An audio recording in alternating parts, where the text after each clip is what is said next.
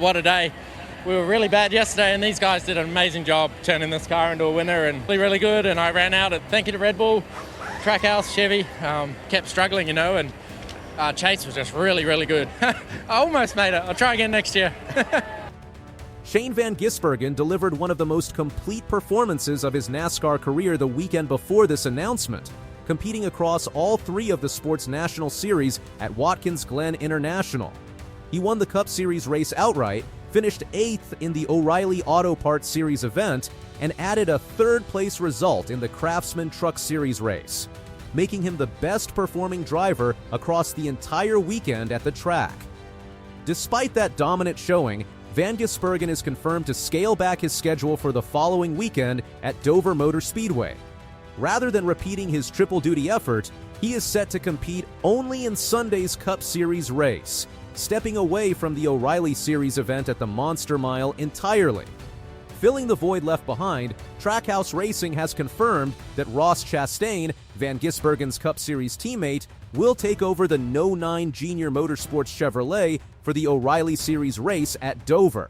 It marks Chastain's second appearance in that particular car this season, following a 14th place finish behind the wheel of the No. 9 machine at Darlington Raceway back in March.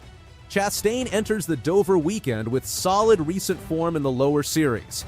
He had just driven the No. 32 Jordan Anderson Racing Chevrolet at Watkins Glen, finishing 4th his third start in that specific car and his 5th overall O'Reilly Series start of the 2026 season. Of the 3 Trackhouse Racing Cup drivers, Chastain is the only one confirmed to compete in more than just the Cup race across the Dover weekend. Adding another layer to the shakeup, Van Gisbergen's no. For Niece Motorsports Chevrolet is not entered at all in this weekend's Craftsman Truck Series race at Dover, meaning his participation at the track this weekend is limited strictly to Sunday's Cup Series event. Looking further down the schedule, Van Gisbergen, who won the O'Reilly Series race at Circuit of the Americas in early March, is expected to return to that series later in the 2026 season, once again in the No. 9 car, although the specific date for his return has not yet been confirmed. Chastain, meanwhile, is scheduled to return to the No. 32 car at Sonoma Raceway in late June, continuing his own part-time O'Reilly Series campaign alongside his full Cup Series commitments, beyond the Dover schedule change itself. Van Gisbergen's broader 2026 season has been marked by rapid improvement on oval tracks, an area that was once considered his biggest weakness as a road course specialist, making the jump to full-time Cup competition. That progress became especially clear months later at North Wilkesboro Speedway, where Van Gisbergen posted a 5th-place finish in the Cup Series race, a career-best result on a short track for the Trackhouse Racing driver. The result came the same weekend he also finished 3rd in the track's Craftsman Truck Series event, giving him a strong, consistent showing across both national series at the historic .625-mile Bullring. Van Gisbergen's season has also included a recurring on-track rivalry with Austin Hill, separate entirely from the Dover weekend, but relevant to understanding his year as a whole.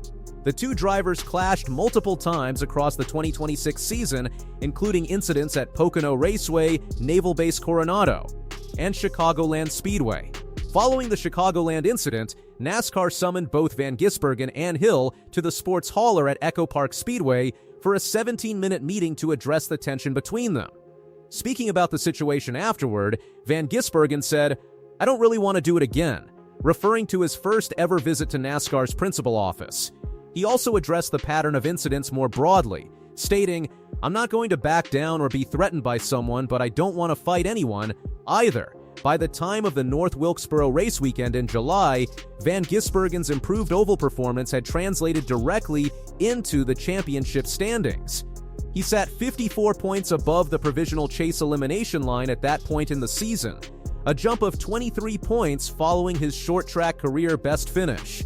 That cushion reflected a broader trend for the 2026 campaign, Van Gisbergen's push to qualify for the 16-driver Cup Series postseason for a second consecutive year, this time relying on a greater measure of oval consistency rather than depending solely on his long-established road course dominance. The rivalry with Hill traces back further than the 2026 season. The pairing first clashed during Van Gisbergen's 5th race as a full-time NASCAR competitor at Circuit of the Americas.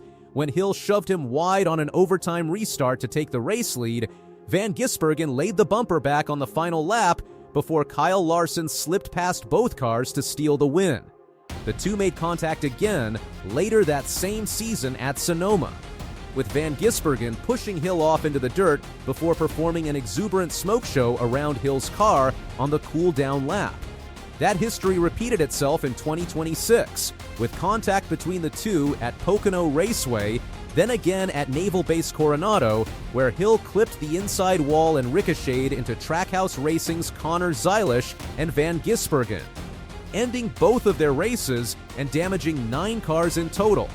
Only 48 laps into the Chicagoland Speedway race that followed, the No. 97 Chevrolet made contact with the rear of Hill's No. 33 car, exiting turns 3 and 4, ending Hill's night and setting up the hauler meeting at Echo Park the following week. Van Gisbergen offered further insight into the dynamic between the two competitors following that meeting. That's what has always been cool about the sport. You can sort it out yourselves, and then it gets to that point. To me, it's at that point, but to him it's not. He's that kind of personality that feels like he's got to get the last laugh and the last one to strike, and he threatened that. I guess. It is what it is. For his part, Hill offered a brief response when asked about the meeting, stating simply, "NASCAR let us know what we need to do going forward. We're going to go race, and I'm looking forward to it." Taken together, the Dover weekend represents a small but notable data point in Van Gisbergen's first full season of balancing multiple NASCAR National Series commitments. With Chastain stepping into the No. 9 car for one race and Van Gisbergen's own Truck Series entry sitting out the weekend entirely, the confirmed lineup change highlights how Trackhouse Racing has managed its drivers' workloads across a demanding 2026 Schedule 1 that has, by mid-season, produced tangible results for Van Gisbergen both in victory lane and in the championship standings. Chastain's own O'Reilly Series involvement in 2026 has extended well beyond just filling in for his teammate.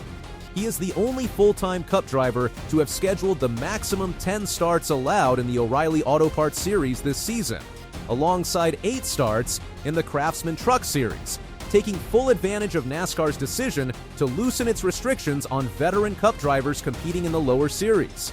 That additional seat time has given him valuable extra laps at multiple tracks throughout the year, experience that has factored into his own push to close the gap to the Cup Series playoff cut line as the 2026 regular season moves toward its later stages.